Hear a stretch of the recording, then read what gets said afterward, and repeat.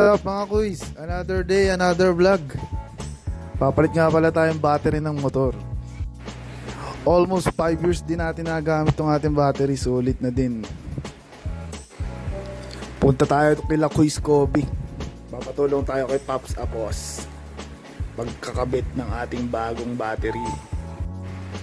Kailangan din kasi natin mapalitan to. Mahirap na, baka abutin tayo sa malayong lugar.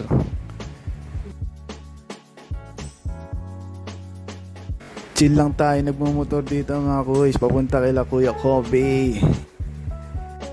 Habang binabaybay ko ang LT, nakita ko nga pala ang boy best friend ni Jeje, si Poldo.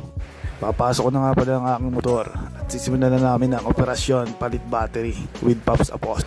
Kung makikita nyo, 11.7 na lang yung aking battery, kaya kailangan na natin itong palitan. Yan, tinatanggal na natin yung cover ng battery para mapalitan na natin. Salamat nga pala sa financial assistant mo, Pops Apos. Wala bang 3 pirma dyan? Yan, natanggal na natin yung lumang battery. Buksan na natin yung bago.